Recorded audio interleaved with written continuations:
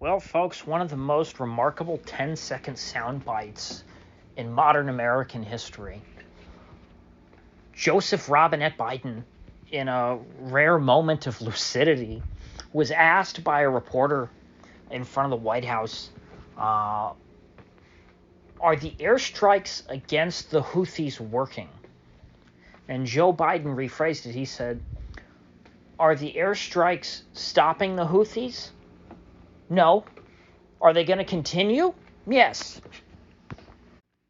And so giving a simple yes or no would have been far less damaging than what he said. But it was like he was so lucid. He was right. He snapped back immediately. Like he knew exactly what he was talking about, and like he had thought about this. Like this is something he's actually focused on. He didn't go, remind me who the Houthis are again. He said no.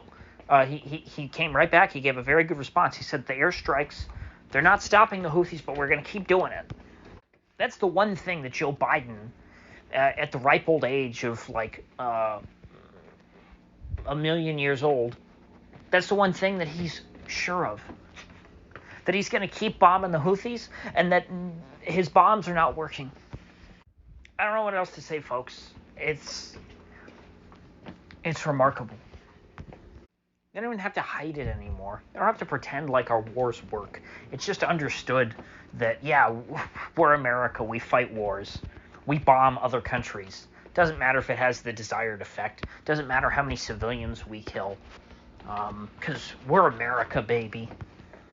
We have a quota from the defense contractors. They tell us how many bombs we have to use every month so that we can keep buying more and more bombs and line their pockets. And after all, the Pentagon is run by an arms dealer, by someone who sat on the board of Raytheon, the company that makes all of our bombs that are being dropped out of the sky. That's the guy who's coordinating, managing, and ordering the bombing of Yemen, apparently still from his hospital bed in the intensive care unit.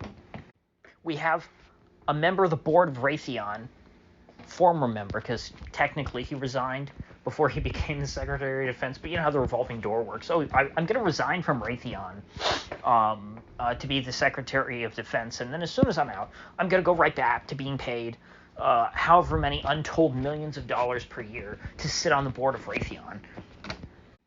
Because really, that's when you make the most money. That's when he'll get a big salary increase because of all of the good that he did for the company while he was away working in the Pentagon, all of the bombs that he procured. And so that's what we get from the Democrats. Then you look over to the Republican primary, and who do we see? Sure, we see Trump, who people consider to be on net balance a anti-war figure. Certainly that's where his instincts lie, and he did more than I think any one individual ever could do for normalizing the idea of anti-war sentiment in the Republican Party. And I think I think going into history, that is what Trump should be remembered for, that positively. He gets credit for that. The Republican Party had no anti-war sentiment for the most part, except for, very fringe elements before he came along. He normalized that in the minds of voters, and now instinctively, a lot of Republican voters are anti-war. Not necessarily because they're bleeding hearts and because they feel bad for the people that we're bombing, but because at the end of the day, they can look at the situation and say, that just doesn't make sense. It's not helping us to kill innocent people. We have nothing to gain.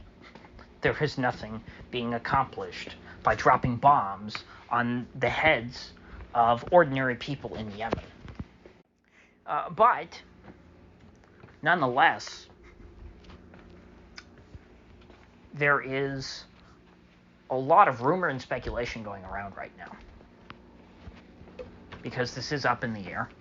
What we know is that Trump will be the Republican nominee. We have known that for over a year now, pretty much since the day that Trump announced he was running for president, the day after the 2022 midterm elections. We have known that he would be the nominee. There was never any real chance that it would be anyone else. However, there are still two people who are running against Trump of note, and that's Ron DeSantis and Nikki Haley. Now, Trump has a big personal issue with Ron DeSantis. Ron DeSantis and his supporters do not get along anymore with Trump supporters. But at the end of the day, DeSantis and Trump share most of the same ideas. I mean, this is purely like a personal thing. It's purely a matter of DeSantis wants to be president, and he doesn't care if Trump's running, and Trump wants to be president, and he doesn't care, about DeSantis or whatever. It's purely a pissing match. That's their real difference. They don't have big substantive differences. It's not like these are major policy differences. I mean, DeSantis would disagree and say that, oh, well, this is because Trump didn't do well, which is fair. I mean, during the 2020 stuff, I've said that before. That's when DeSantis made a name for himself for a reason, because he was right and Trump was wrong. Trump never backed down from the vaccine stuff, and that was a bad move. DeSantis, he smelled some BS, and he fairly early on got off the vaccine bandwagon. But that was then, and this is now. News cycles move at breakneck pace. And if you can't keep up with the train, you're going to get run over. And that's what happened to DeSantis in Iowa. I already discussed that. He's now a non-entity. But for some reason, someone who is not considered to be a non-entity by the media and by, sadly, even the right-wing media, is Nikki Haley, of all people. The worst possible candidate for president. The worst person running for president this cycle. Hillary Clinton in brownface. She is someone who came in third place in Iowa and will probably come in second place in New Hampshire. I doubt that DeSantis will beat her there because DeSantis kind of put all his effort into Iowa, didn't really try in New Hampshire. And so it'll probably be like Trump 60%, then Nikki Haley distant second, and then DeSantis a little behind that. And so she is, politically speaking, a non-entity. She has no cachet. In fact, about 43% of her voters in Iowa plan to vote for Joe Biden in the general election. So they were Democrats who had nothing better to do because the Democratic caucus was, for all intents and purposes, canceled this year because Joe Biden's not that popular in Iowa, and so he didn't want to start with the Iowa caucus. Same with the New Hampshire primary. Those Democrats on caucus night decided, well, let's go to the Republican caucus. And when they got there, they're like, well, gee, who's the closest to a Democrat here? Oh, I guess we'll pick Nikki Haley. She's basically Hillary in brownface. And so of that very small, 19% of Republican caucus goers who voted for Nikki Haley, probably 8% of that 19%, a little less than half, yeah, they're voting for Joe Biden. And so we'll see a similar phenomenon in New Hampshire. In fact, that was what Nikki Haley was banking on, when there was some hope that she might win New Hampshire, was that, well, there's no Democratic primary on the same night, so all the Democrats, it's an open primary, can just go in, flood, and vote for Nikki Haley against the Orange Man. Oh, and in all this, I forgot. The reason why I was bringing up Nikki Haley was to contrast her. She's the big opposite, the opposing force to the Democrats. Okay, that's what she wants to be. She's running as a Republican. The Democrats currently waging war on Yemen, which, by the way, Trump did as well. Trump and Obama. Started with Obama, continued by Trump, and now restarted by Joe Biden and his arms industry defense secretary. Well, Nikki Haley, also an arms contractor. She was on the board of Boeing. You know that company whose planes keep falling out of the sky? A 747 burst into flames shortly after taking off from Miami International Airport last night. But hey, nothing to see there, I'm sure. Boeing, as I've talked about before, like Raytheon, is a de facto government agency. They have no competition. They're completely protected and insulated from competition.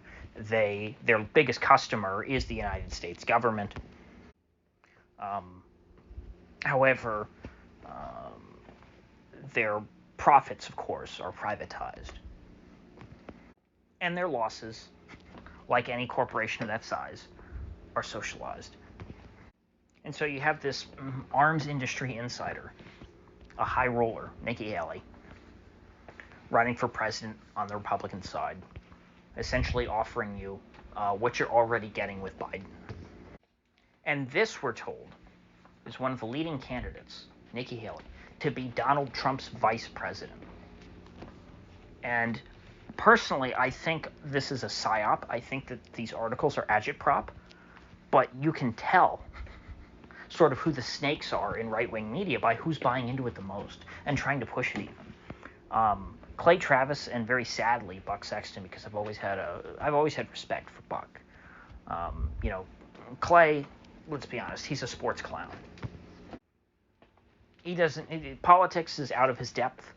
But he has that regular guy sort of appeal. I don't mind listening to him if he's not speaking out of his depth. But he has this cockamamie theory that's very sadly has rubbed off on Buck Sexton. And these are, by the way, these guys, I'm not trying to overplay. I'm using them as a proxy because they're not the only ones. There's a lot of right-wing media right now, and totally, centrist corporate media in general that is pushing this idea that Trump needs to nominate Nikki Haley to be his vice president to unite the Republican Party, because you see there's this very big Trump skeptical movement, we're told, this never Trump movement, who have latched onto Nikki Haley. And if he can bring Nikki Haley on board, well, then she's going to be able to bring her supporters with him, and that's the only way that Trump's going to win. Trump needs the neocons and the arms industry lobbyists to support his campaign. That's how Trump's going to win. If Trump wants to win, he can't drain the swamp. He has to become the swamp. He has to completely subsume himself and bathe in the swamp. He has to breathe in the swamp gas. And then you have the likes of Clay Travis coming out and castigating Trump supporters who already are saying they would not vote for Trump if Nikki Haley's on the ticket, saying, oh, that's a bunch of BS, you all would do it, you don't care, you love Trump, and so you'll do whatever he says. And so if Trump says Nikki Haley's his VP, all the Trump supporters will come out and say how great Nikki is. It's like, okay, that's fine, Clay. You know what? You can play that game. If that's what you and your audience, who you seem to be insulting their intelligence and saying they don't actually stand for anything, if that's how you guys want to play, okay, that's fine. But there are a lot of us out there, the people who are very skeptical of politics, who Trump needs on his side, because that was his strength in 2016, was activating people who were completely tuned out of politics and getting them interested again, and by making it clear that he was something different.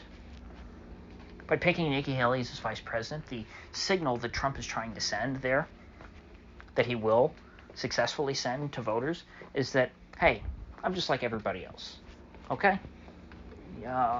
Sure, I might be Trump, I might be bold and brash, but I'm not going to upset the apple cart. Look, I've got this warmonger on my ticket. We're going to stay at war in Yemen. We're probably going to invade Iran. We're definitely going to increase gun control. We're going to end internet anonymity and make everyone dox themselves on Twitter so that we can keep track of who is speaking out against the government. Because anyone who contradicts CIA propaganda, as far as Nikki Haley is concerned, is a Russian or Chinese bot. And here's the kicker.